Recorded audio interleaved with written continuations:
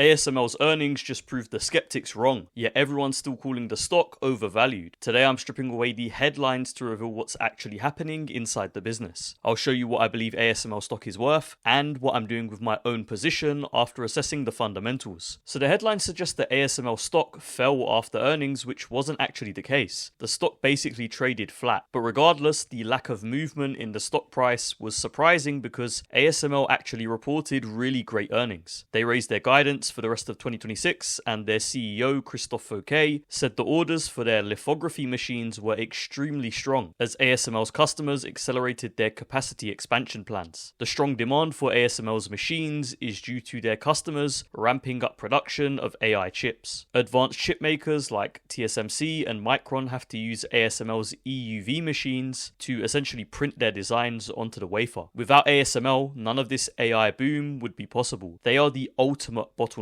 So what numbers did the company actually announce? Net sales came in at 9.3 billion euros versus 8.8 billion euros expected, so a significant revenue beat. Net profit was 2.9 billion euros versus 2.6 billion euros expected, which again is a significant beat. ASML already raised its guidance last quarter, so beating estimates so significantly and raising guidance again this quarter is a very positive signal that demand continues to be strong. ASML CEO Christophe Fouquet said that the company's customers continue to accelerate their capacity expansion plans. Fouquet said this is translating into customer commitments across our product portfolio, providing ASML with increased visibility into longer term demand. This is a really positive signal for investors. ASML CEO is basically saying that their revenue is highly predictable for the next couple of years. Now we're going to take a look at ASML's earnings call summary to see how the fundamentals are developing. They say that total net sales were 9.3 billion euros, above the high end of guidance, driven by stronger than expected installed base management sales. Installed base management is my favorite part of ASML's business. This is basically the revenue they receive for maintaining the machines that they've already sold. This revenue is very high margin and is becoming a larger part of ASML's business over time, meaning the company's overall profit margins will continue to increase. Net system sales were 6.6 billion euros, broken down into 3.8 billion euros from EUV, which are their more advanced machines, and 2.8 billion euros from non-EUV. The customer mix was roughly balanced, with 51% of machine sales going to logic customers like TSMC and 49% going to memory customers like Micron. Installed base management sales were 2.8 billion euros, which is about 300 million euros above guidance, mainly from additional upgrade business. So not only are ASML selling more machines, but they're also getting paid substantial amounts to upgrade them. ASML's gross margin came in at 54%, which was above guidance, supported by very high margin components in the IBM business. Now let's take a look at ASML's guidance for the next quarter. Total net sales are expected at between 11 and 12 billion euros. Hold up a moment. That means if we take the midpoint at 11.5 billion euros and compare that to the same quarter in 2025, the company is expecting revenue to increase 53% year over year. This is huge news, but the market doesn't care because it's basically already priced into ASML's current valuation. ASML's full year 2026 guidance was raised to between 43 and 45 billion euros in revenue. Again, if we take the midpoint of their guidance at 44 billion euros, that's a 34% increase in revenue from last year. These growth rates are much higher than anything we've seen from ASML in recent years, which is why the stock price is up 140% in the past 12 months. The company explained that what's driving the increased guidance is stronger customer demand across advanced logic and DRAM, like we mentioned earlier. Their ability to increase output via supply chain, manufacturing, and field teams. So that's just ASML improving their own production capabilities. And there's a very strong appetite for capacity at leading edge nodes and for upgrades of the installed base. So there are three main factors driving this boom for ASML. First is the increase in customer demand. Second is ASML improving their own capabilities. And third is a wave of demand for upgrading existing ASML machines. And there are thousands of ASML machines out there. I'm actually in disbelief that the stock is flat after these earnings. It's like the market didn't get the memo. Yes, it could be priced in already, but the market is much less efficient than many investors believe. Then ASML gave an update on how customer demand is developing. In advanced logic, meaning companies like TSMC, customers are aggressively adding capacity supported by long-term agreements with their own customers. ASML now expects advanced logic foundry-related system sales to grow over 25% in 2026. With all the talk about memory chips, you forget just how important logic chips are to this AI build-out. Logic chips include the GPUs designed by Nvidia, which made it the most valuable company in the world. Then regarding memory chips, ASML say rising prices and supply tightness are prompting large fab expansions and multiple planned DRAM megafabs. ASML expects memory-related net system sales to grow by over 75% in 2026, calling it a perfect storm. Then ASML gave some more details around the installed base management business. Installed base management sales are expected to grow by over 30% in 2026. Growth drivers include a larger EUV installed base, generating more service revenue. EUV machines are much more advanced and complex than ASML's DUV machines, so I suspect that's why they require more maintenance and therefore produce the high margin recurring revenue that we love to see. There's high demand for productivity and performance upgrades as customers seek more capacity from existing fabs. ASML say the upgrade potential is broad and that customers are pushing ASML to accelerate and expand upgrade offerings, with new upgrade products being planned into 2027 and 2028. One of the risks associated with owning ASML stock is the amount of business that they do with China, which has been heavily scrutinized by the US government. ASML continues to expect China to represent around 20% of total net sales in 2026. ASML then gave one of their most important updates of the quarter. They said that they'll be increasing their own capacity to produce 30% more machines in 2027 and are considering a further 30% increase in 2028. This almost guarantees that ASML's revenue will grow at over 30% for at least the next 2 to 3 years. Now let's talk about ASML's valuation. I'll give you my base, bear and bull case DCF assumptions in a moment. The market seems to think we've reached a tipping point where ASML is trading at an unsustainable valuation multiple. As you can see from this chart, ASML's trailing PE ratio is the highest it's been since the peak in 2021. However, if we factor in ASML's future growth, their forward PE ratio falls to just 40 times earnings, and it's trading at 36 times their projected earnings in 2027. So this could actually suggest that ASML isn't overvalued at the current price. But to confirm the thesis, I'm going to run my base, bear and bull case assumptions through Qualtrim's DCF calculator. It will show us the expected stock price return based on our estimates of ASML's earnings per share growth and PE multiple. For my base case, I'm going to use an earnings per share growth rate of 30%. This is essentially in line with what the company itself is saying, and ASML are notorious for underestimating their earnings power. Then I'm also applying a 40 PE ratio. Over the past 10 years, anytime that ASML was trading under a 40 PE ratio was a good time to buy the stock. In this scenario, ASML stock would produce a 16%